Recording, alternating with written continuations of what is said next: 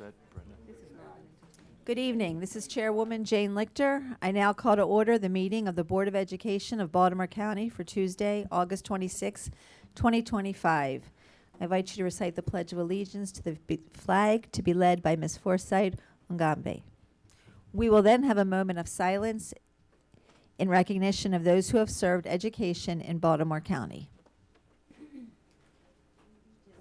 the flag of the United States of America and to the republic for which it stands, one nation, under God, indivisible, with liberty and justice for all.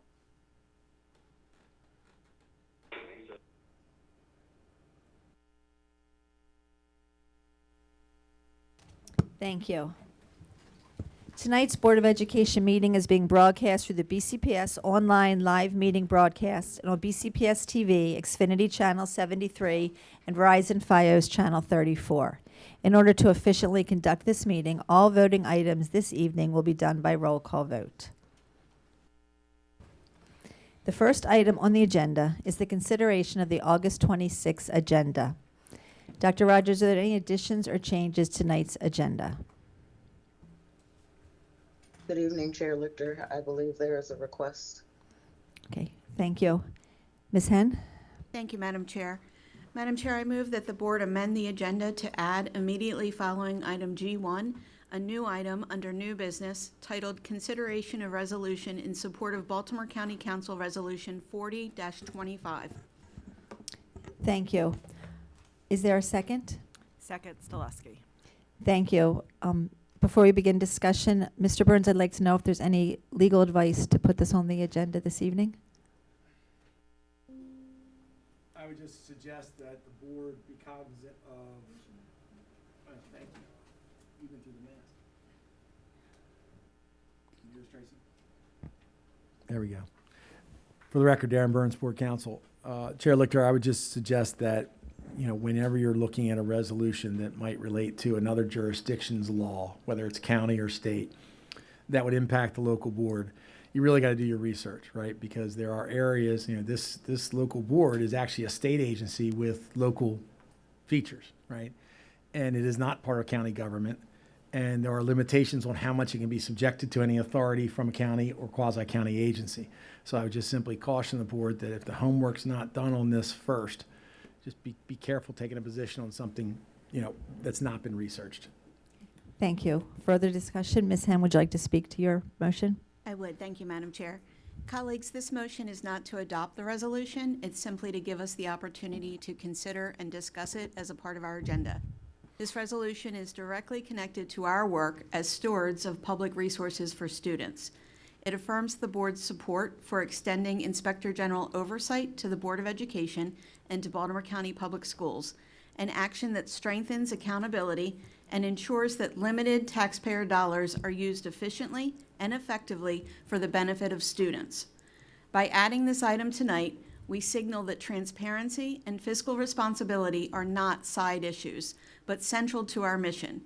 The sooner we act, the sooner we demonstrate to our community that we welcome independent oversight as a partner in safeguarding resources and keeping the focus where it belongs, on our students. I believe we all share a commitment to accountability and transparency because every safeguard we put in place ensures more of our limited resources reach the classroom and benefit our students. I urge your support for this motion. Thank you, Madam Chair. Thank you.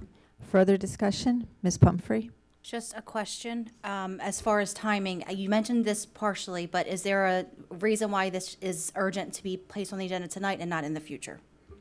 Ms. Henn? Thank you, Madam Chair, and thank you, Board Member Pumphrey, for the question. The County Council's work session on this resolution is this evening, and they will vote on it at their legislative session, which I believe is scheduled for their next meeting. So board support for their resolution is critical to passage of the County Council's resolution, and that resolution will then be forwarded to the state, as would ours, should this pass. Thank you. Thank you. Further discussion? Mr. Young? Just seeking clarification for what Ms. Henn said. What I heard is she wants this placed on the agenda to discuss, but not to approve. Clarification? Go ahead. Thank you, Madam Chair, and thank you for the question, Board Member Young. This specific motion is to place this on the agenda, so we are not discussing the resolution at the discussion of this motion. This motion is to place it on the agenda for tonight. So what is the outcome of placing it on the agenda and discussing if there's no vote? What are you seeking? I am seeking to place this on the agenda for this evening. Madam Chair, may I reread, or may I read my motion again? The motion, not your explanation. Go ahead. Yes. The motion is to amend the agenda to add a new item titled Consideration of Resolution. So the agenda item that, if voting affirmatively for this, a new item on the agenda will be added, which is the consideration of the resolution. Your resolution to consider supporting the council resolution. Correct. For discussion. So right now, the discussion is whether we place this on the agenda, just for clarification. Ms. Harvey? I think I need a little bit more clarification. I know we're discussing placing this on the agenda, the purpose of which is to discuss your resolution to support Councilman Mark's resolution that will be voted on at a future soon-coming work session in county government. But our attorney just said that a resolution of this sort requires a level of research, and I'm not even sure how I can have an informed discussion if we don't have the information to help us understand what is at stake, what the legal ramifications are. So I understand we're voting on placing it on the agenda, but we're placing it on the agenda for a purpose, and I'm not sure how that works. So. Ms. Henn? Thank you. I believe we're venturing off the topic, which is to add it to the agenda for discussion. So I urge the support of my colleagues to get it on the agenda. We'll have that discussion. I'm prepared to answer these questions, but I don't want to deviate if we're not going to add it to the agenda. Okay, thank you for that. Ms. Dominowski? Just to back up what Ms. Henn said, I think we're kind of illustrating why this should be added to the agenda, because there are questions that need to be answered. Thank you. Thank you. Further discussion? Ms. Doleski? Yeah, my comment was similar to Ms. Dominowski's, that by placing it on the agenda, it gives us the chance to delve deep into the details, which would be important, excuse me, given what Mr. Burns' concerns were. Okay, thank you. Thank you. Further discussion? Ms. Henn? I would just like to add that both TABCO and the League of Women Voters have come out in support of the county council resolution and have TABCO has contacted us in support of adding this to the agenda tonight. Thank you. Ms. Frempong? So, I guess in addition to what Mr. Burns spoke about as far as like the process, when we also look at our resolutions, is this something that has gone through one of our committees, which would be the Government and Legislative Committee, for review and consideration by those committee members before coming to us as a full board? Not. Go ahead, Ms. Henn. I believe that's a question for discussion. Should we put this on the agenda?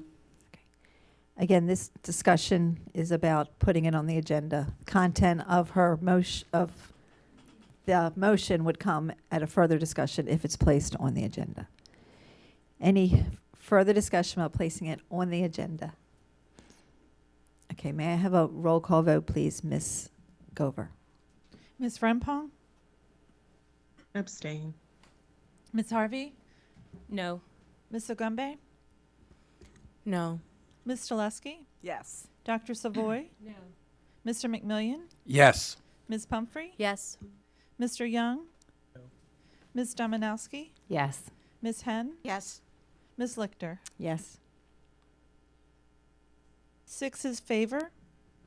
And 7 was needed for placing on the agenda, correct? Yes, ma'am. Okay. So the motion to add it to the agenda did not pass. Okay. Let me get back to my notes.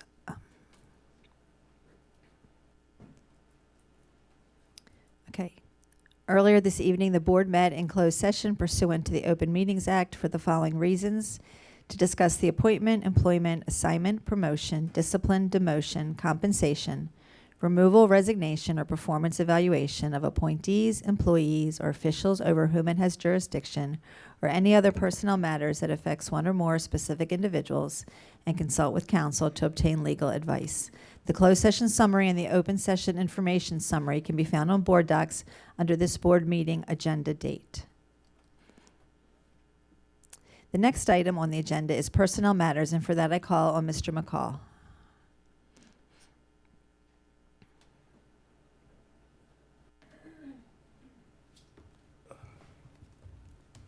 Good evening. Good evening, Chair Lichter, Vice Chair Harvey, Superintendent Dr. Rogers, and members of the board.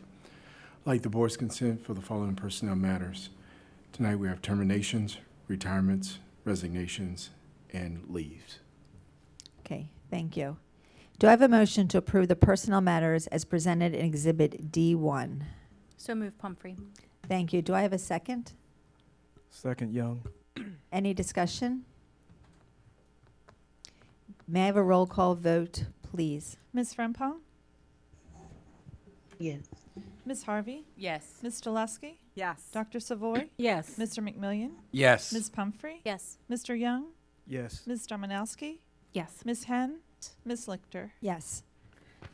Do I have a motion to approve the personnel matters as presented in Exhibit D2 through D4? So move, Stoleski. Thank you. Do I have a second? Second, Savoy. Thank you. Any discussion? May I have a roll call vote, please? Ms. Frempong, Yes. Ms. Harvey, Yes. Ms. Ogumbe, Yes. Ms. Dulesky, Yes. Dr. Savoy, Yes. Mr. McMillian, Yes. Ms. Pumphrey, Yes. Mr. Young, Yes. Ms. Dominowski, Yes. Ms. Henn, Ms. Lichter. Yes. Thank you. Thank you.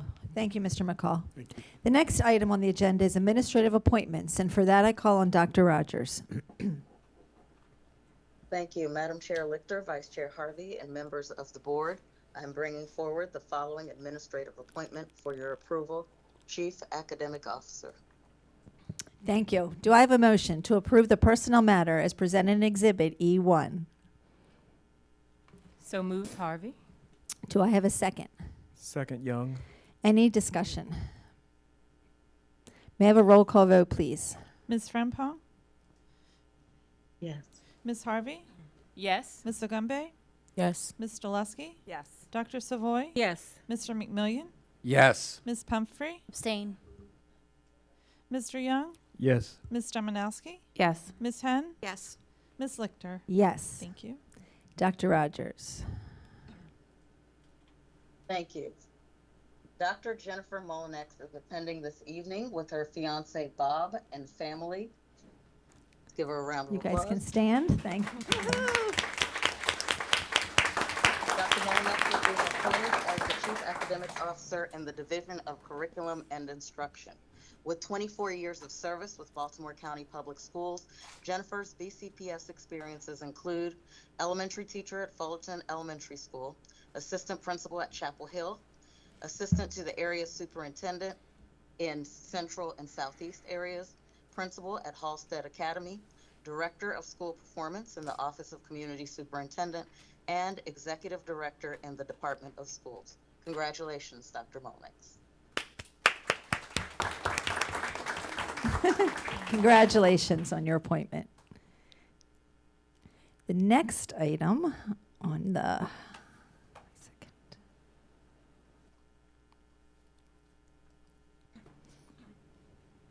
Our next item is public comment. This is one of the opportunities the board provides to hear the views and receive the advice of community members. If not selected to address the board, members of the public may submit their comments to the board members via email at boe@bcps.org.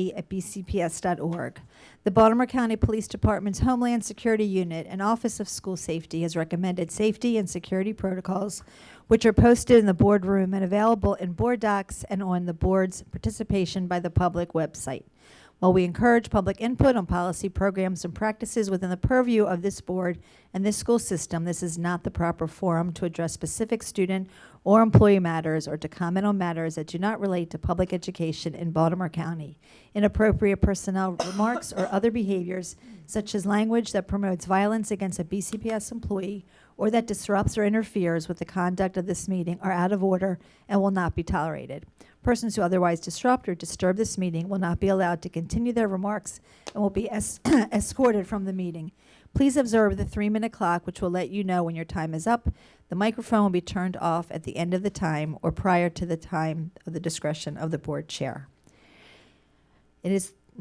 I will now call on our school system affiliated groups to speak, and the first is Ms. Ramona Basilio from PTA Council of Baltimore County, Incorp.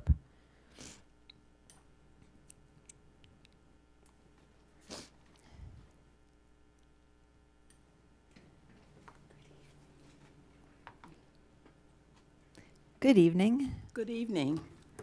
Chair Lecter, member of the board, Superintendent Rogers. I bring you greetings from the PTA Council and its 140 units, along with our governing body, which is Free State. At first, I want to extend congratulations to the school board, the superintendent, the thousands of students, faculty, and staff, and parents that all came together to support increased standing, increased academics for our students, such that we made U.S. News and World Report. 24,000 high schools, we were selected among the best in the state. So I sit here humbled and proud to be a part of that conversation. Our goals for the county this year is focusing on partnerships. Our national office has said PTA is no longer a noun, it's a verb. To that extent, we want to be more active in partnering with our communities, the schools, and set up values and set up practices that are aligned with those communities that we represent and that students come from. So along those lines, I want to say we have an extensive, a beautiful partnership with the new community schools, Ms. Monique Banks in particular at Winfoot Elementary, and Ms. Dingle, a brand new community facilitator, is working with us on a meet and greet reception September 29th, designed to foster those relationships and improve student success. So we are really excited about community building. The next area that we'll talk more about as the year come along, excuse me, is cell phones. We're so excited that BCPS has taken the lead in moving forward with the cell phone policy. To all of the anxious parents out there and annoyed politicians who are tired of hearing about this, let me encourage you to please read the BCPS policy. You will find that it's balanced. We've taken into consideration as many aspects as we can, and more we will get to a place where we can make sure our students are safe and focus on academics. Big tech has millions of dollars and thousands of people, so we can't keep up with the technology in this digital age, but we can keep up and be pro-student. The third area that I want to mention is the outcomes for our family and community engagement. It's a pillar of the national. Welcoming parents, shared responsibility, and communication are going to be our top goals this year.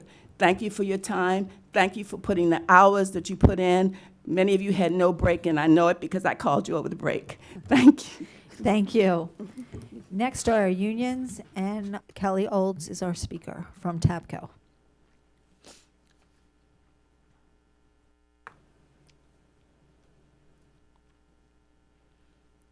Good evening.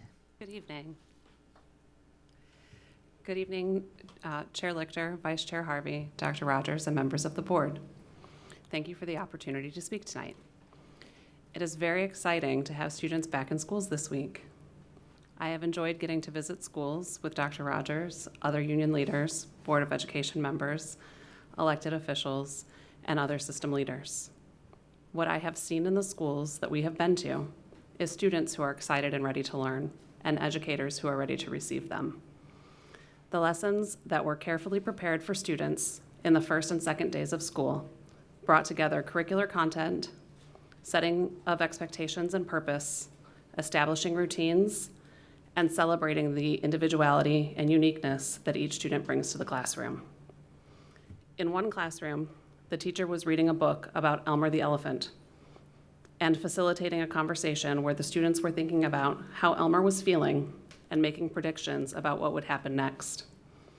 It was remarkable to hear students reflect on how teasing and bullying can make one feel and why we should value the things that make us different. In other classrooms, students were being given a voice to help establish classroom norms and expectations. Based on what I observed in these spaces and schools where this was taking place, I would predict that students are treated equitably. TABCO embraces equity as one of our values.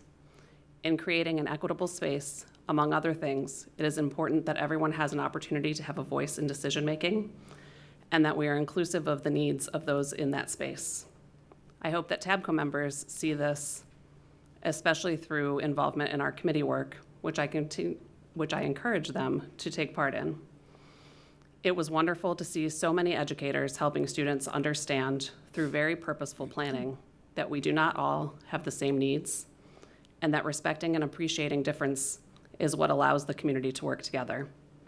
As we continue this work together, let us remember those lessons of the first day of school and continue to build our community. Thank you. Thank you. Our next category are nonprofit community groups, and our first speaker is Lynn Lawings from the Continental Society, Inc. of Baltimore County Chapter. Oh. Good evening. Good evening. Good evening, Dr. Rogers, Chair Lichter, Vice Chair Board Harvey, administrators, teachers, families. Welcome back to a brand new school year.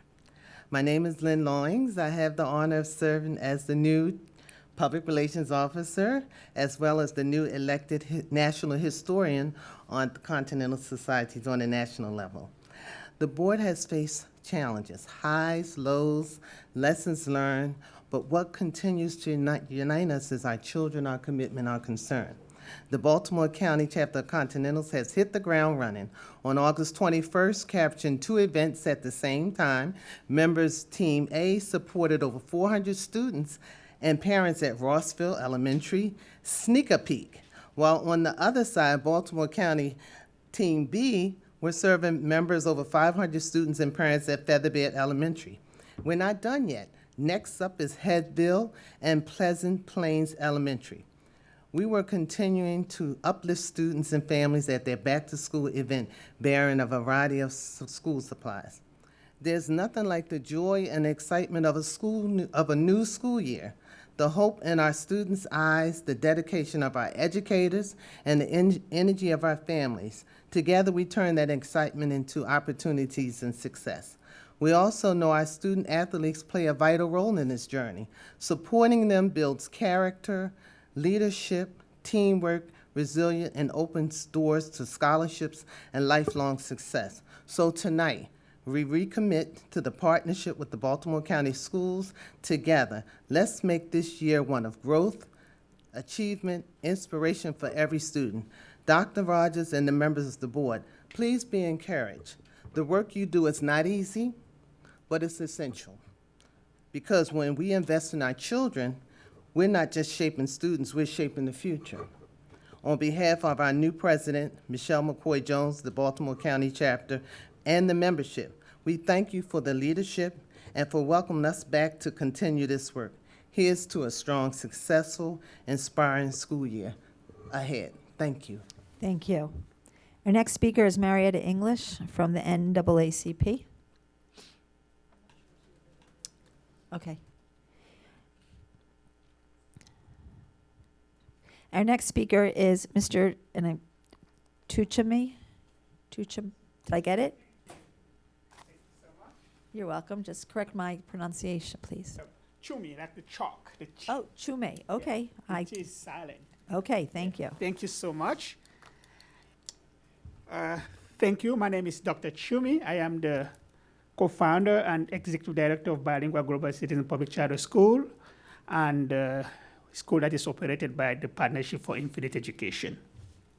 In April 2024, this board unanimously approved Bilingual Global Citizen Public Charter School, and it was a moment of hope, a moment of joy for the educators and the community who has been waiting for such an opportunity. And from the get-go, especially in June 2024, we started having some challenges receiving documentation from Baltimore County. For instance, when we were applying for our $2 million grant, it took about a week to get a note confirming that we were approved. But hopefully and luckily, we got the $2 million grant. Since then, at every turn, we face obstacles. We negotiated the lease, and we have an excessive rate. We made proposals that were rejected, and we were made promise for draft agreements that never arrived. And because of all that delay, our $2 million grant was suspended in July 2025. And also, the chance to earn another $650,000 vanished. And we know when we are losing money, our students are the ones losing money. Today, I'm here just to ask the board and the school superintendent to finalize the agreement that we have proposed, and to allow us to use the former Gordon Ring Middle School temporarily based on the strategic plan that we submitted, because that solution is a short-term, a 2-year solution that is going not only allow us to save a lot of money to the school, to Bilingual Global Citizen, but also to the district, but also give us enough time to finalize our final state. Because we believe that we have to provide the students and the family of Baltimore County an education of quality, a rigorous bilingual program that is at the level of the quality that we know about Baltimore County. And that's why when we met with the leaders of the district, we made that suggestion that we are not asking for a favor, it's a strategic plan, because when Thank you. Our next speaker on the virtually is Dr. Barbara Desmond. Dr. Desmond? Good evening. Good evening. Can you hear me? Yes. Can you speak just a little louder? Okay. Can you hear me now? Yes, that's good. Thank you. All right. Madam Chair and Vice Chair, members of the board, and Superintendent Rogers, I've come to you this evening in dual roles with one purpose related to incorporating cursive system-wide. But before I begin, although I've come to you previously, I need to clarify some of my long connection to the county and the board. Although I do not hold office, I was a key person working with Senator Dolores Kelly in establishing the 4th Councilmanic District. As for the board, I, Colonel Pennington, and the NAACP initiated reconstruction of the school board selection process and are responsible for the current configuration in which the board members sit today. I was also designated in charge of curriculum and instruction to reform the department before I retired in 2010. Therefore, tonight I'm taking upon a personal privilege due to those roles I have played and beyond, and looking at the outcomes. First, on behalf of the Baltimore County League of Women Voters, whom I represent, we commend the board and the superintendent on efforts to reinstall cursive instruction and academic programs in the schools. However, it should not be piloted in a limited number of schools, but implemented in all schools immediately. In a rush to appear in the lead in using technology tools, the school system and central office turned away from cursive. Removing cursive was reprehensible and particularly damaging to African American, poor, and other students. Over the years, thousands of children have been handicapped academically due to decisions made by adults who frankly got to where they were because of their handwriting in part. In education, handwriting has been an essential component for instruction and should be treated as a universal skill. Handwriting is just as vital as literacy. In fact, it is an underpinning component of literacy. There are ages when it should be applied. We have ignored that over the past decade or so. Like learning the basics of oral language, there are times in the development of children when it is optimum. In addition, there is no need to pilot a program. When you are at a critical juncture, you should apply the remedy to all students. I'm not speaking to you tonight as a concerned citizen, but as someone who helped run curriculum in this system and can let you know that removing handwriting was a travesty. It's my professional advice that the program should be implemented across all schools. This is simple and doable. If you need assistance, I can show you how. Oh, it may have been still there, some say, but it was allowed to sit unused with many schools. 24 states have returned to cursive. Some over a decade ago, some never abandoned it. The NAACP at the local, state level approached the school system as far back as 2019 to reinstate handwriting. We will be approaching the legislatures again this year. As for the board, although you did not begin it, you are now responsible for correcting it, and it can be done. Thank you, Dr. Desmond. Thank you. Our next speaker for individual citizens or students is Sharon Serhoff.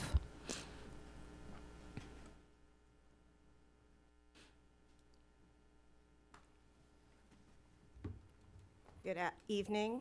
Good evening.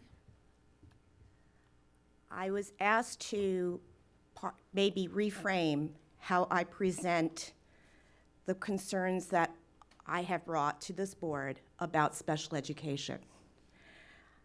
So I'm going to attempt to do that this evening.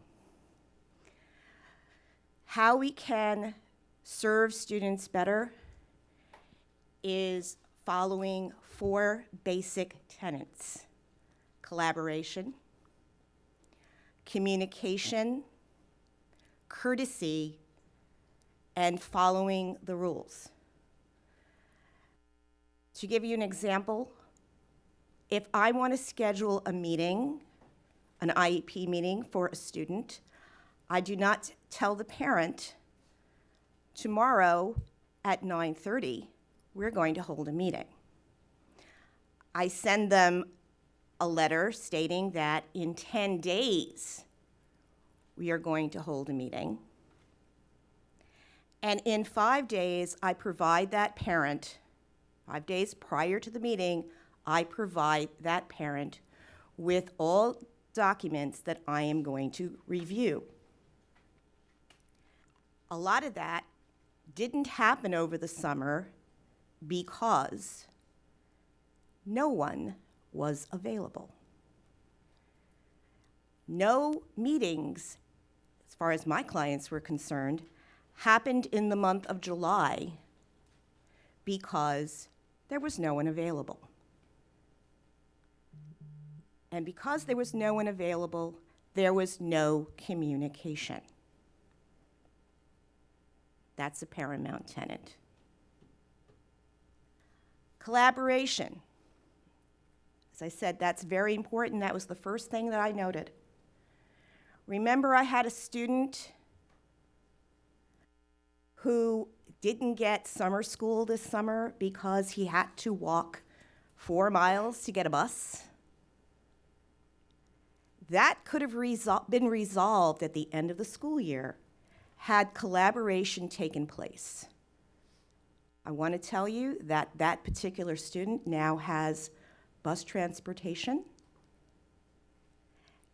an IEP that works for him, because we had a new IEP chair who wanted to collaborate and didn't know all the rules.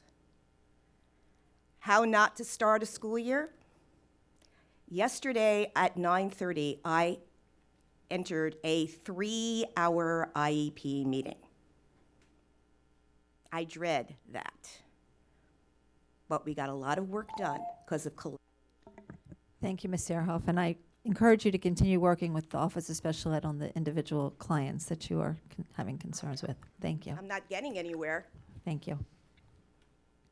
The next speaker is Dr. Ferron.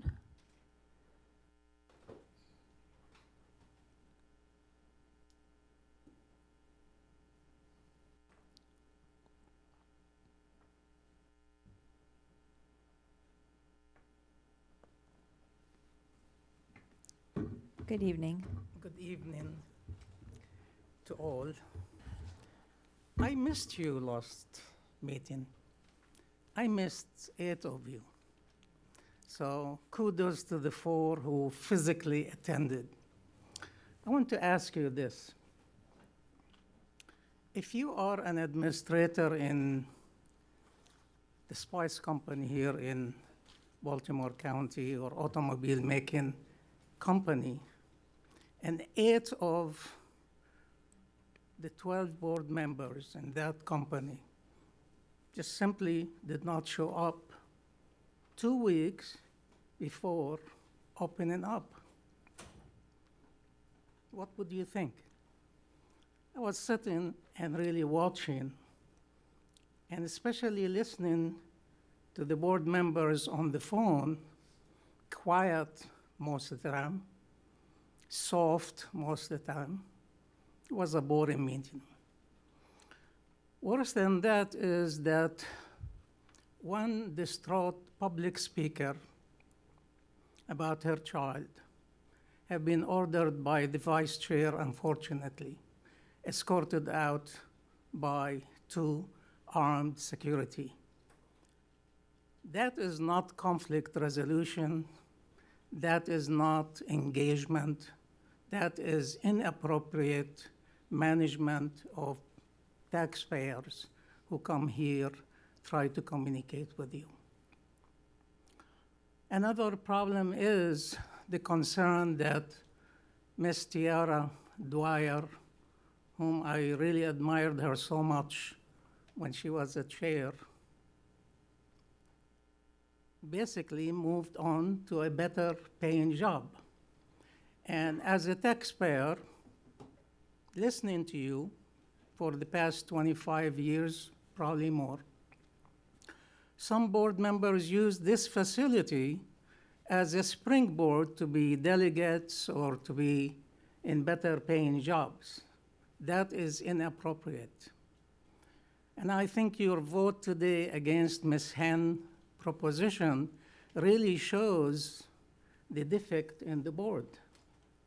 You need some entity to make sure that your decisions are not politically motivated, which I see it each time a Board of Education is meeting. And you need to make sure that taxpayer money is being spent appropriately. There is nothing wrong of you voting yes unanimously for Ms. Hen's proposition. Nothing. It really reflects poorly on the Board of Education. Thank you. I'm sorry, Madam. The next item on the agenda is action taken in closed session, and for that I call on Mr. Burns.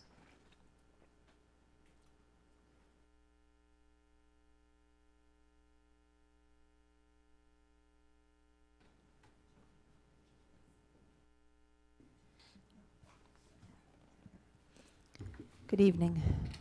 Good evening, Madam Chair, board members, Dr. Rogers. For the record, Darren Burns, Board Counsel. This evening in closed session, the board considered 2 appeals. One was HEA 25-031, and the other was HEA 25-034. You took action on those cases, and now would be an appropriate time for the board to affirm the action that it took. Thank you, Mr. Burns. May I have a motion to approve the action taken in closed session on hearing examiner's case HEA 25-031 and HEA 25-034, and authorize Ms. Gover to sign for those board members not physically present? So moved, Stoleski. Thank you. May I have a second? Second, Young. Thank you. Any discussion? May I have a roll call vote, please? Ms. Frempong? Yeah. Ms. Harvey? Yes. Ms. Ogumbe? Yes. Ms. Stoleski? Yes. Dr. Savoy? Yes. Mr. McMillian? Yes. Ms. Pumphrey? Yes. Mr. Young? Yes. Ms. Dominowski? Yes. Ms. Henn? Yes. Ms. Lichter? Yes. Thank you. Thank you. Did I miss something? Because you're still 34. there. Okay. It was both of them. It was? Mm-hmm. Didn't I say both of them? Yes. All right. Thank you, Mr. Burns. Thank you. Okay. The next item on the agenda is the work session on the proposed FY 2027 state capital budget request. And for that, I call on Dr. Grimm.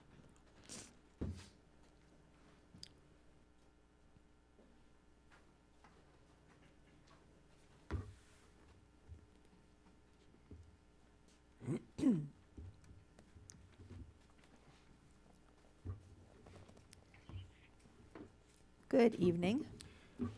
Good evening, Chair Lichter, Vice Chair Harvey, Superintendent Dr. Rogers, members of the board. At our last meeting, we shared with you the proposed FY27 state capital budget, and we're here this evening for the board's work session. Okay, thank you. And thank you for posting and answering some of the questions that have already been submitted. Are there further questions? Where are the questions? Where are those? If you, on board docs, they're in executive content, FY 27 state capital budget, and then the questions that have been submitted with answers, or do you have it?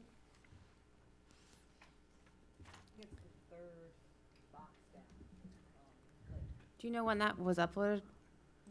Ms. Gover? Prior to closed session. So I haven't had a chance to look at those. Okay.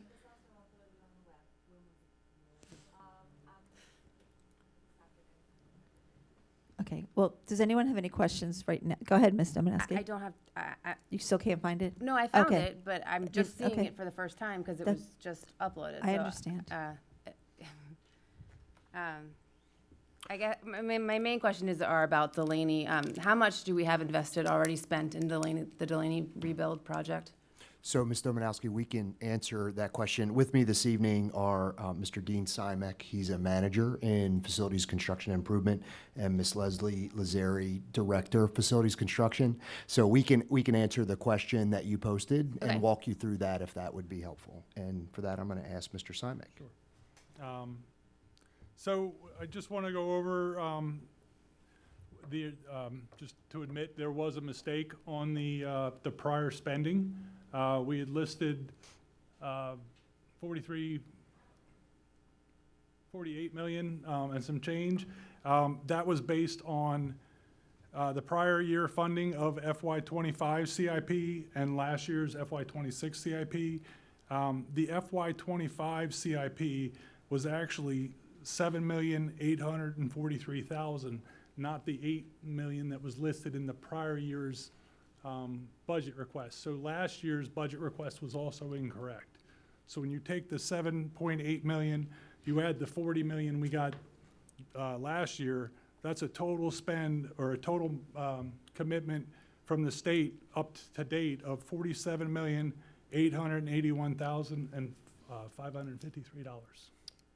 And what have we spent already on getting this project moving forward of that money? So the last update that we could provide you, we would direct you to on May the 30th. We provided the latest capital items that would have been through March the 31st of last fiscal year.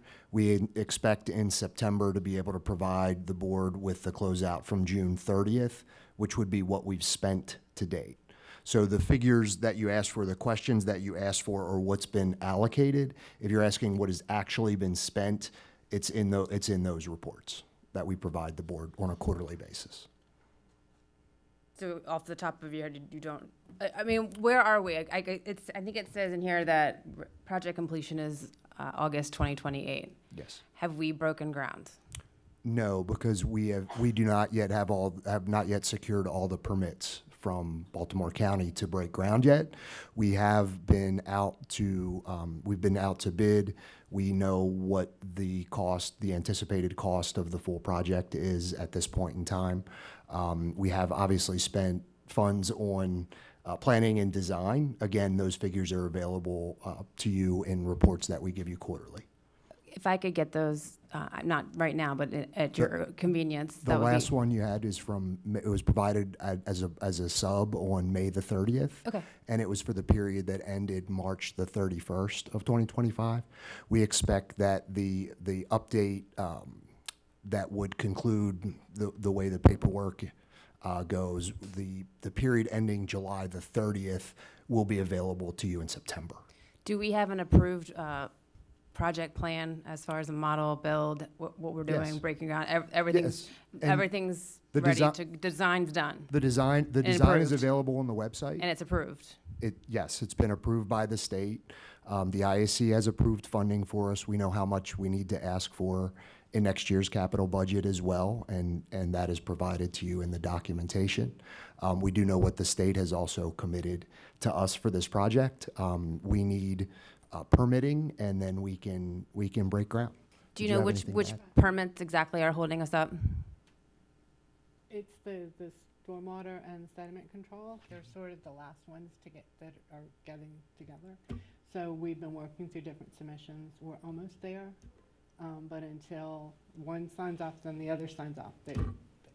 We should have it, in September. Has it, it's been submitted? Is what Yeah. You're just waiting for them to approve it? It's a long process.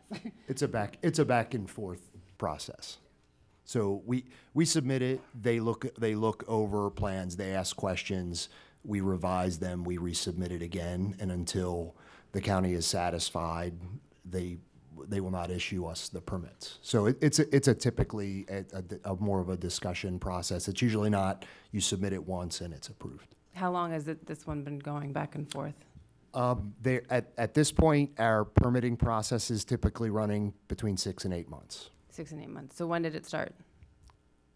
I'm not sure. We are close to on schedule. We anticipated being able to break ground in September. It will probably be more like October, the beginning of November. We're hopeful. Okay.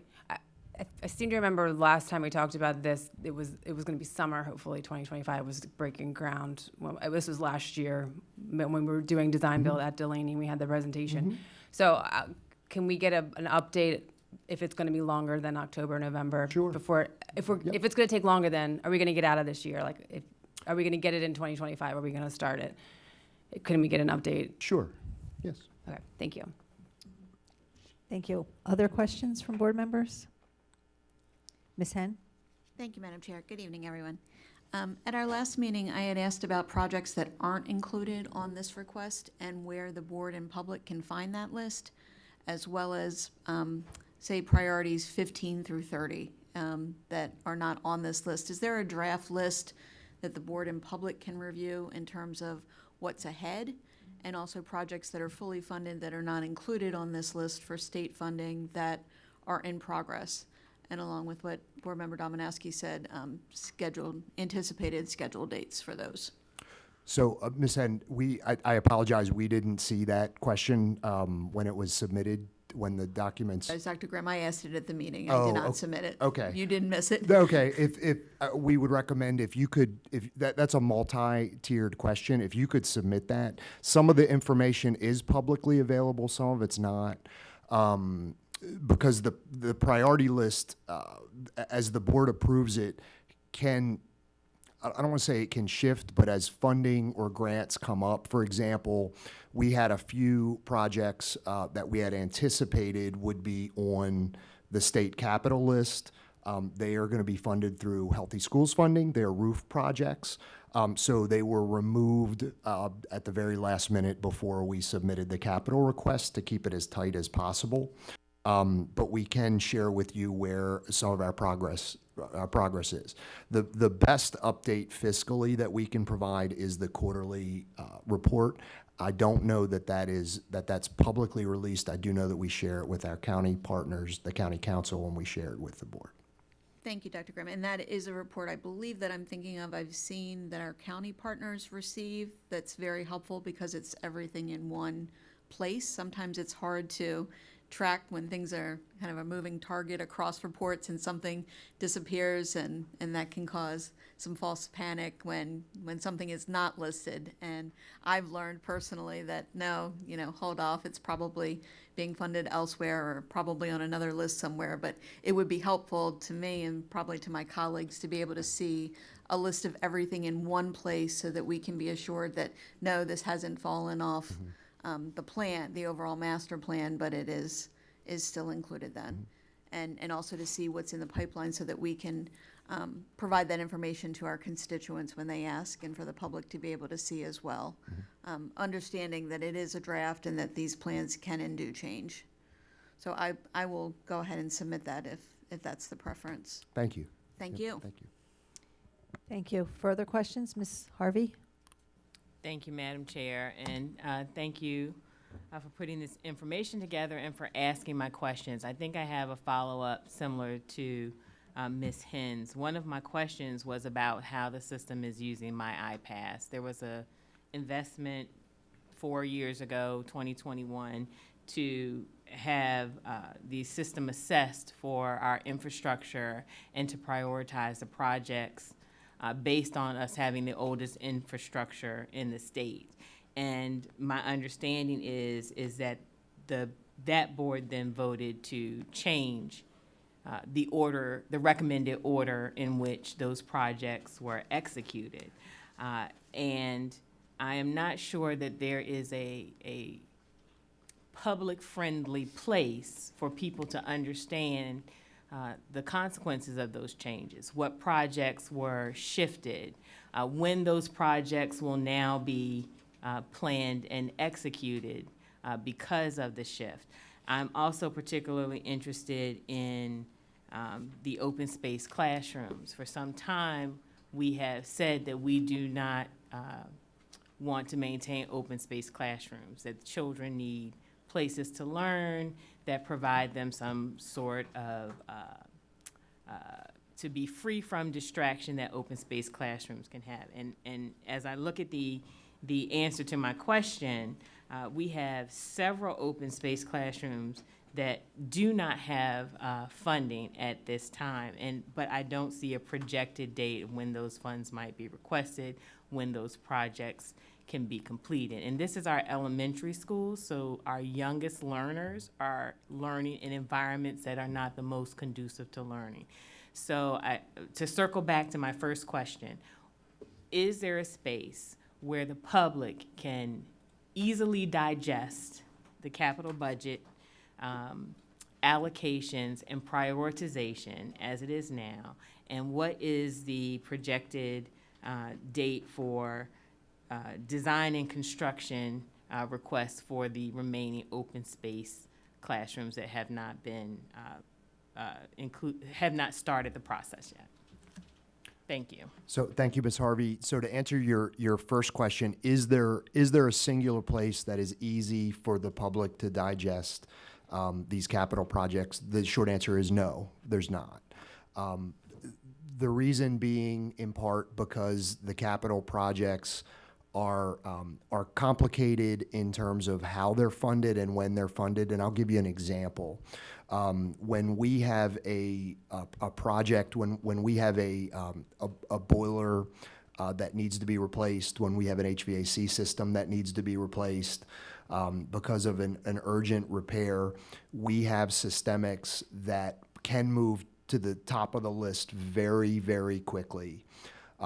With the third oldest infrastructure, as you said, that can be part of the challenge. So while we maintain my iPass, and my iPass is really the place that the public could go and look, it is the guiding light for us. But as priorities change, as things have come up, as you mentioned, there were 2 projects that were reprioritized in the type of project and in their place ahead of what the recommendations in my iPass. That altered the flow of the rest of the projects that were in the queue.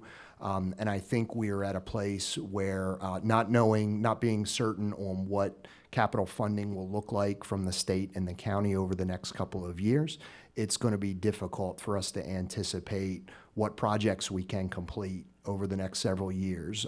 As we answered in the questions here, and as you saw on the capital priority list, there were projects that we had included at last year that we simply could not include because the dollars are not there at this particular time.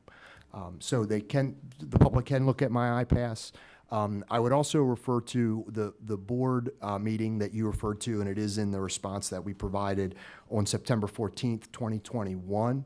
Mr. Dixit went through a very detailed explanation to the board of the impact of reprioritizing some of these projects. Thank you for that response. So I just want to be clear. My iPass is and has been available to the public. It is a voluminous document, and I think it's important for the public. We talk about transparency a lot in this setting, but transparency without context is not true transparency in my assessment. And so we have resources that we spent on prioritizing capital budget projects to improve our infrastructure for all students. A decision was made to reprioritize certain projects that negatively impacted or delayed other projects. And I think the public should see the comparison. And so I would ask that the system consider listing the projects, and this is a simple list. Here's what my iPass recommended. Here are what our capital projects are to date. And I understand that you can't project that out but so far, but I also understand from your response that some projects were not funded because of the reprioritization, and I'm going to respect the timekeeper, so thank you. Thank you. And Ms. Harvey, you had one other question for us, and that was about open space. We can get back to you on that question. Okay. Thank you. Other board member questions? Let me just check. Ms. Frimpong? Okay, I don't see any further questions at this time. Okay, thank you very much. Thank you. The next item on the agenda is the report on career and technical education and apprenticeships. And for that, I call on Dr. Elmendorf and Ms. Parham. And Ms. Fales. Sorry.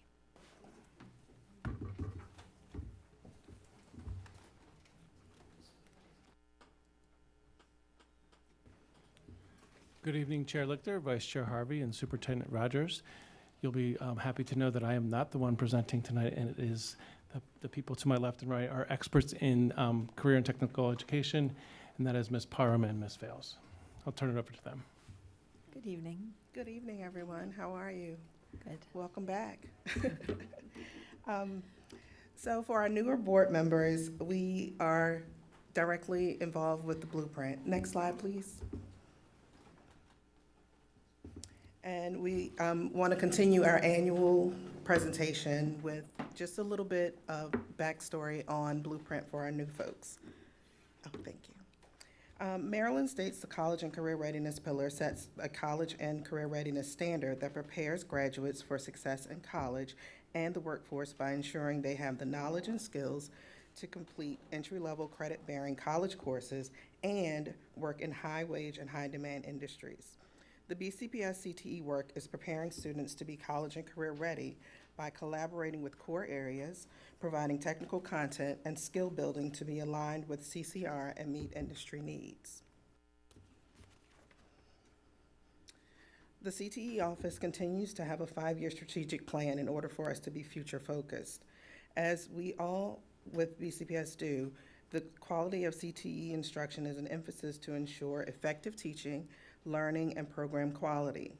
In addition to other BCPS programs, our teachers and students continue to undergo the accreditation process as required to provide certifications, as well as to continue to maintain our program advisory councils for all programs. CTE continues to review demographic data and analyze root causes for enrollment and non-enrollment, and work with schools in the Magnet Office regarding participation, as required by federal Perkins funding as well. In addition to career exploration for all Blueprint, once students have enrolled in our CTE programs, we continue to provide industry access via internships and partnerships, including one of our latest internships with the Baltimore County Volunteer Fire Department. Our students will soon be training to become EMTs within Baltimore County.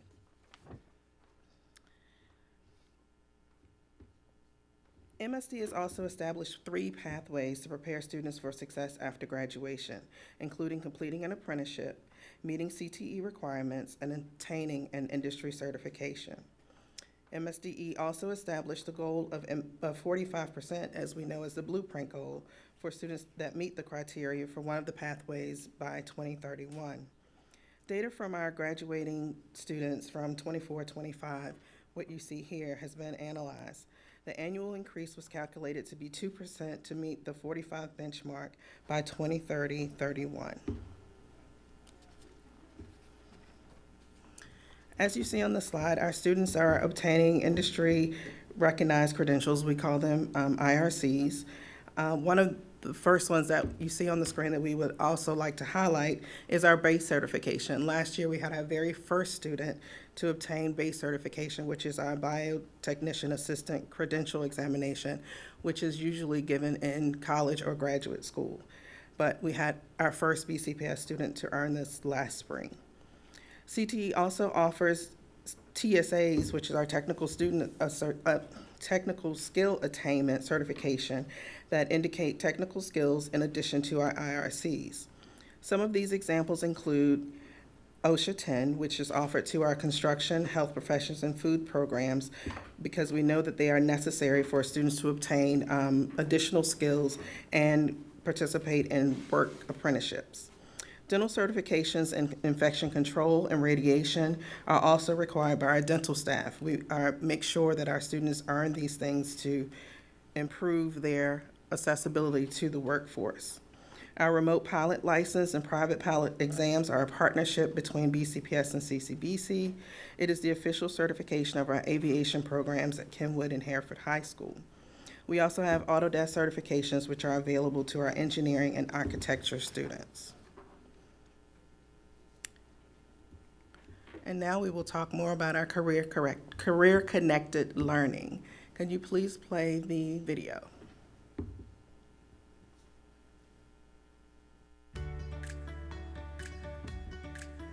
We have 3 youth apprentices this year. We have 2 that are from Patapsco High School and 1 that is from Woodlawn High School. The Youth Apprentice Program is basically to take high schoolers in their junior and senior year and get them into the trade space, into the company, start learning about the employment. And then the goal is, once they finish with the youth apprenticeship, they can roll right into a full-time apprenticeship. They're getting a taste of what the inner workings of the office is going to be, but really a lot of it's happening in the training room, where they're beginning to get a lot of the introductory trainings for HVAC or electrical, their respective careers. So I attend Woodlawn High School. It's in Woodlawn, Maryland. I'm a rising senior. So from last year during the Youth Energy Summit inaugural year, there was a leadership panel. So one advice I remember from Judy Rader was to create a LinkedIn account and connect with Constellation people. So after dinner, we went home. Everybody created a LinkedIn account. We connected with Constellation people. And this summer, I reached out to Luke Hancock to ask for opportunities in electrical apprenticeship. He connected me with Constellation Home, which helped me secure this internship this summer for electrical apprentices.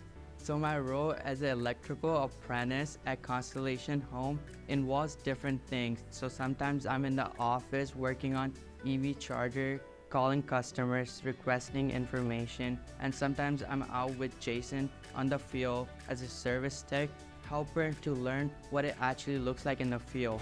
I would definitely encourage other high school students to go to Youth Energy Summit or work with Constellation, because Constellation provides you different opportunities of growth. It's so important that we do everything we can to help build the trades back.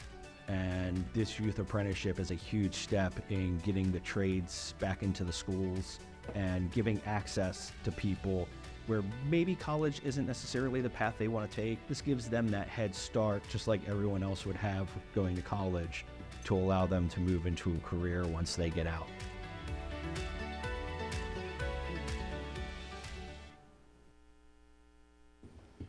So last year, we had 1,508 students participate in internships, 75 participate in apprenticeships. Those are youth apprenticeships, and that encompasses all of our work-based learning. Internships allow for exploration, but they also include applications of skills that students learn in CTE programs.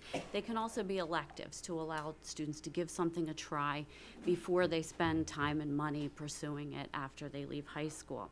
Apprenticeships are more focused, and they include the completion of related instruction that's required by the employer and at least 450 hours of work-based learning paid at least minimum wage under the mentorship of a Department of Labor approved mentor.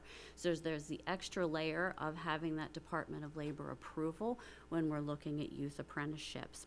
Youth apprenticeships are available for youth beginning at age 16. And as the video mentioned, they often provide advanced standing for students who complete a youth apprenticeship so that when they enter an adult apprenticeship, they have finished basically the first year of that adult apprenticeship while they are in high school, providing them a path to employment after graduation. The traditional trades and the non-traditional trades are represented in apprenticeship now, as we've expanded the definition of apprenticeships and opportunities available through the Department of Labor. We're now able to apprentice students in accounting and marketing and counseling and other areas beyond the traditional trades. So we've been working to open up those opportunities for students. This past year, BCPS hosted 31 youth apprentices during the school year, and they apprenticed in areas including teaching, transportation, IT, and communications. We had students work in apprenticeships over the summer in BCPS, including food services, accounting, communications, and in academics. And this summer, we expanded our apprenticeship offerings to support apprenticeships for McKinney-Vento students. We had 10 McKinney-Vento students participate in apprenticeships this summer, and we have 3 of them who are continuing during this upcoming school year. The largest youth apprenticeship provider in Maryland is NSA, and last year BCPS had 7 students who apprenticed at NSA.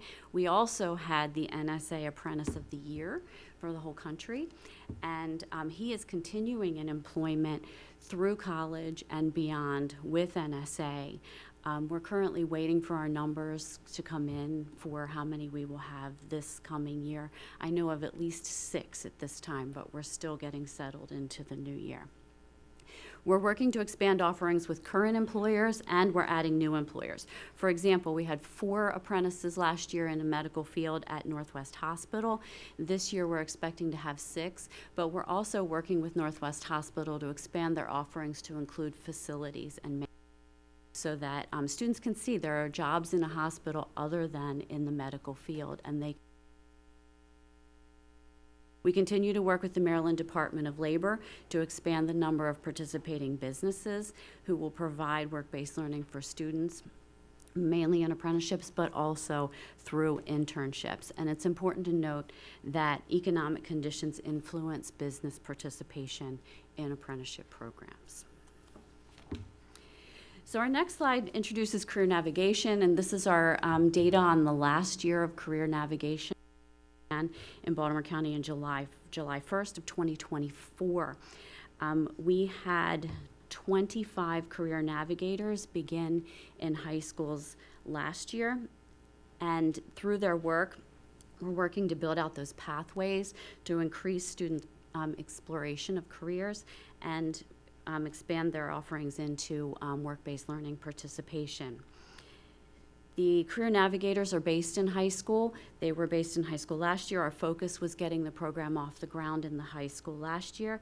They did connect with middle schools last year, but we're working to expand that middle school connection as we move into the new year. Our navigators work with community school facilitators, transition facilitators, school counselors, Baltimore County government, and with CCBC. And through this work, the data here shows how navigators work to facilitate career development experiences for all high school students. Students participated in career assessments, field trips, guest speakers, job shadowing, mentoring, networking, and career preparation activities, including resume and interview preparation. The numbers here represent the number of experiences related to career development in high schools for students. While the high school, again, was the focus of our first year, we're looking to expand into middle school as required by Blueprint in year 2. So the next slide shows the work that the navigators did with post-graduation planning for students. So they work to provide career development experiences to help students set those goals for after they leave us. And the goal is for all students to have a realistic plan aligned to their interests, their values, and their goals. The goal is for students to know who they are, what is out there that would be a good fit for them, and the pathway to get to their goals. So the graph shows the post-graduation planning for high school students, and the career navigation was used to help them inform these decisions. So career navigation is a partnership. We are breaking down silos and working across agencies and across subject areas to implement language of career development across the across school communities. So we have 25 career navigators, and they are each assigned also to a middle school. The photo here is of career navigators at the partnership fair this year, where they were networking students. We have a partnership with CCBC, which is about more than dual enrollment. We also use CCBC for related instruction to help prepare students for apprenticeships. We have a strong relationship with Junior Achievement. They partner with us to provide career-connected experiences for students in grades 4 to 12, including BizTown, Finance Park, JA Inspire, Job Shadows, and internships. Our navigators work with community school facilitators, transition facilitators, career and college counselors, Baltimore County government, and the Baltimore County government Office of Workforce Development relationship continues to grow as they partner with us. Again, working to build out the programs and increase work-based learning and experiential opportunities for all students.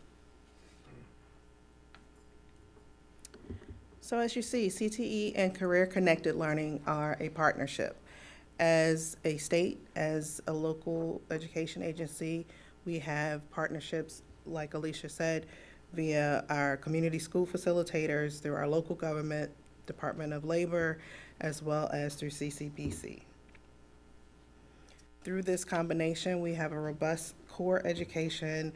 We work with our industry partners, and we continue to increase student opportunities and prepare students to be college and career ready. Thank you. Thank you so much for the opportunity to present this information. We are excited to continue the evolution of CTE opportunities and connect with many parts of education to move students in the right direction for success after BCPS. So thank you very much for providing all that information to us, and especially the video. It was wonderful to hear the experiences directly from one of our students. Questions from board members? Mr. McMillian? Hi. Last spring, I talked to several staff members at Solars, and they were alarmed, and if I have this right, that the state was looking at changing the credits around, and they were worried that it was going to have implications for scheduling at Solars. Whatever came of that, and have we resolved it? Essentially, MSDE came out with a proposal.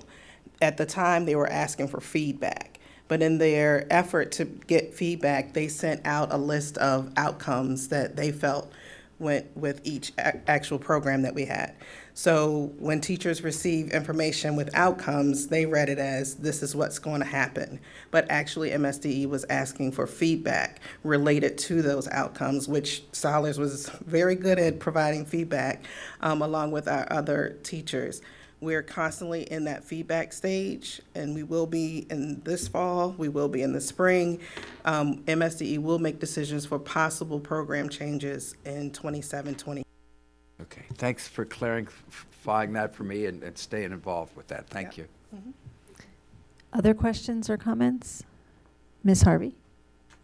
Thank you, Madam Chair, and thank you. So I was glad to hear that McKinney-Vento is in the forefront of our minds as we talk about CTE programming. Just for the general public, McKinney-Vento speaks to the rights of students who are experiencing homelessness, our obligation to provide them with supports, which may include transportation and other things. So I'd like to hear about what the work is to remove barriers to students who are experiencing homelessness in maintaining CTE apprenticeships or even obtaining a CTE apprenticeship. So we have a partnership with Title I. I don't know who came to who, but we actually had several meetings trying to develop the partnership, and Alicia can speak to where those students are. We currently, like she said, have students in many school offices right now, and central offices. Hopefully one will be coming to our office soon. But we are doing whatever we can. McKinney-Vento comes with wraparound services. So it doesn't actually affect our CTE budget, but we are happy to provide the opportunity for those students via the McKinney-Vento status and the wraparound services provided to those students. So through the Title I supports, we were able to provide lunch to those students while they were working. They were also provided with education to and from their internships, and that will continue into the school year for those who are continuing. We also provided them with experiences within BCPS, and we took students into the program who were some are after 10th grade and 11th grade, so that they can continue either through their senior year. The students who are rising seniors are continuing, but our rising 11th graders can continue next summer and continue that work experience and then continue on through their senior year. And this counts as a youth apprenticeship in BCPS because BCPS is a registered apprenticeship provider for youth. So the students are obtaining work experience, they're obtaining those transferable skills. But we looked at different offices and we tried to align student placements with student interests. We also had to look at what was available for them to do in the summer and where BCPS needed a little bit of support too. So students were helping with food and nutrition services and packing lunches to be sent out. And they were in the Office of Accounting, they were in the Office in Curriculum Instruction, and so they got to see different sides of the business side of BCPS and participate and develop those transferable skills that they'll be able to take with them wherever they go from here as far as their career pathways. Thank you. I have a question. On the slide that talked about the number of internships and the number of apprenticeships, are those numbers based on our availability or are they based on the interest of our students? I mean, are there more students that would like to participate and we don't have space, or is that just who is interested? A little bit of both. Okay. Yes, a little bit of both. We have to fund those students. Those apprenticeships are paid positions. So, Okay. like Alicia said something in her notes about being an economic position. Okay. It is based on folks actually having availability within their company and actually having the ability to pay the students. Okay. The students that work with us, we have to have that availability within our budget. So it's interest as well as budgetary. So the student that we saw with Constellation, we're paying him or No. Constellation is paying? Constellation, yes. Okay. And we're working to develop those outside employers because then the outside employers are responsible for Right. paying them. Okay. But again, it depends on their availability, and many of them need some apprentices because they need to build those pipelines so they have more staff to mentor and they're coming to us now. Truly, there's not a career field that doesn't need employees right now. Every career field is hurting right now and looking to build those pipelines. But they also have to have the staff and the funding to be able to take students on to commit to that. But we also we have to look at students and what they have available in their schedule in order to participate in a work-based learning experience, be it an internship or an apprenticeship. They have to have the ability to fit it into their schedule because it is accredited experience, and there's a teacher of record assigned to monitoring that experience. So they have to be able to have that time in their schedule to make it work also. and we're fortunate to have the partnerships that will do this because it also slows them down a little bit. I mean, you saw the Constellation employee working with our student, so it's a great partnership that you've helped us develop, so thank you. I'm sorry. Go ahead. Just out of curiosity, in order to actually participate in a CTE apprenticeship or internship, are there any specific requirements that the 11th and 12th graders have to have? Like, do they have to be CCR certified by MSDE standards, or is there anything specific? They really have to have an interest, and they have to have room in their schedule. The focus, of course, is always on graduation requirements and making sure that students can meet those graduation requirements in their schedule. But sometimes participation in a work-based learning experience is exactly what students need to understand why their academics apply, and it provides some motivation for them to be successful. And then it also provides a team around the students who can encourage and support them. So we have the mentor saying, it's really important that you continue your education, that you be successful here because this matters in the long run in your pathway planning. So no, there's no requirement other than space in their schedule and interest.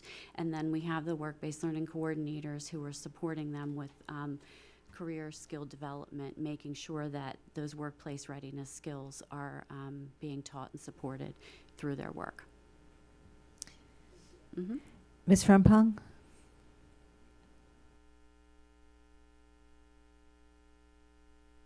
Thank you. It was good to hear. Good evening.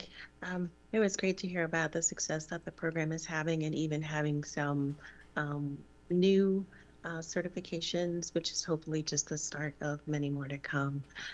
Wanted to ask about the comment when you were talking about, right, sometimes with economics and businesses cutting back, it being, I guess, maybe a little bit more difficult to find the businesses or employers for students to work for. Like, what workarounds do we have so that students are still able to get experience? And then also, I guess, can you speak to like how can companies who may be hearing this for the first time, organizations that are interested, how do they partner with us so that they can become a part of this pipeline in helping our students get this experience? Well, we also have internship opportunities. Students can do internships which are not paid and not a part of the Maryland Department of Labor Registered Apprenticeship Program. So that's one opportunity that students can do that is not affected by economics, but they still need to have placement. They go through our work-based learning coordinators that are in each high school. So that's one opportunity that they could have in addition to apprenticeships. Anything else? Yeah, each high school has a work-based learning coordinator assigned and a career navigator, and those are really the point people for building out these relationships. But we also work with the Department of Labor. We bring folks in through that method, and we also bring them in through our Baltimore County Government Department of Economic and Workforce Development. So businesses who are interested can certainly connect to the work-based learning coordinators, career navigators. They can connect to the CTE office, but they can also connect with the Department of Labor and Economic and Workforce Development for Baltimore County.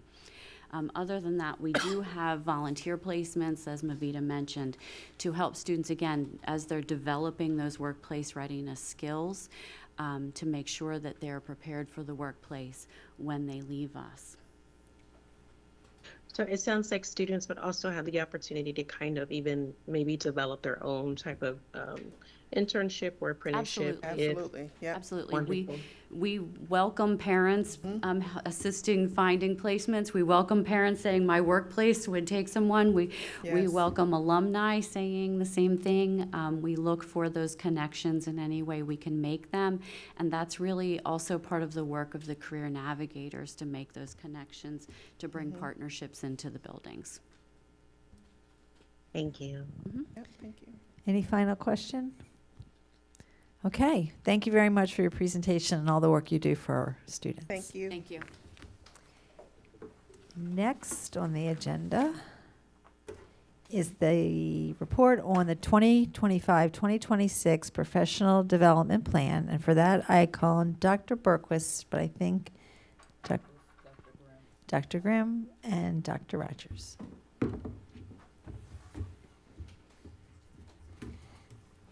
Good evening, Chair Lichter, Vice Chair Harvey, members of the board. I am very pleased to join Dr. Grimm and Dr. Berquist to share the 2025-2026 Professional Development Plan.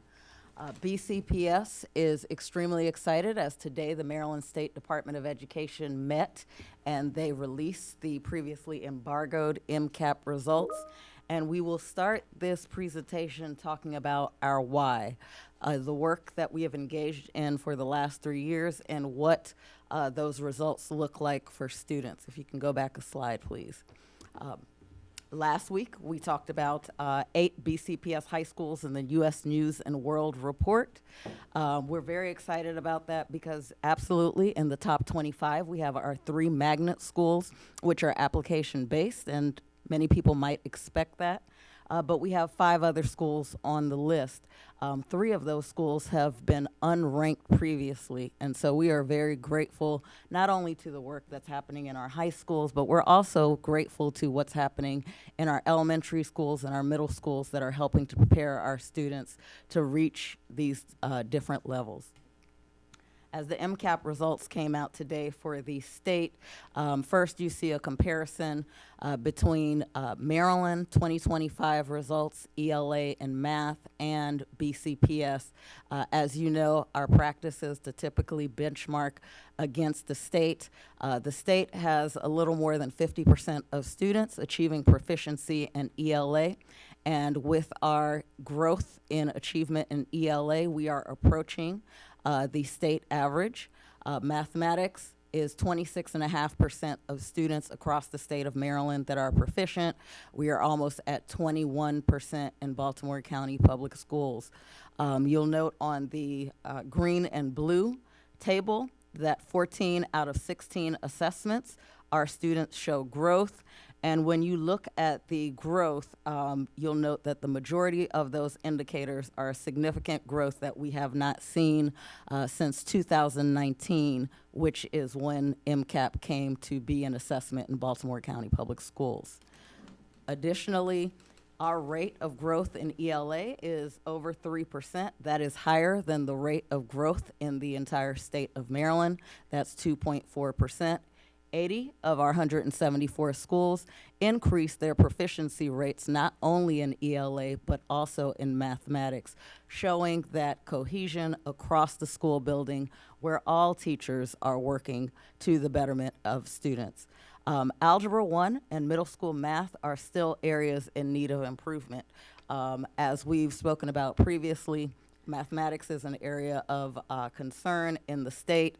As Dr. Wright speaks to students not bouncing back from COVID at the rate in mathematics at the rate that they're bouncing back in literacy. We see the same thing happening in Baltimore County Public Schools, and so we are making a concerted effort to address the areas of concern that we see in algebra and middle school math in particular, even though there was some improvement in grade 7 math.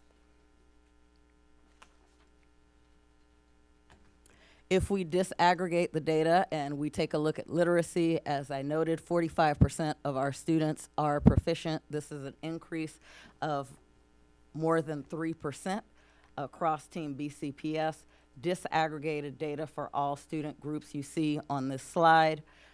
Out of 10 student groups, 9 of them demonstrated increased proficiency in ELA with some significant numbers that we want to call out, particularly 3%, 3.3% for our Black African American students, more than 5% for our Native Hawaiian Pacific Islanders, 2 or more races students, almost 4% at 3.9%, our white students, 4.2%. Our economically disadvantaged students, which encompass different ethnicities, more than 8% growth for those students, and we also see growth for our multilingual learners and special education students. As a reminder, we shared this last year, our internal target for growth in ELA is an increase of 3% per year. If we look at mathematics, there was an improvement from 2023-24 to 2024-25.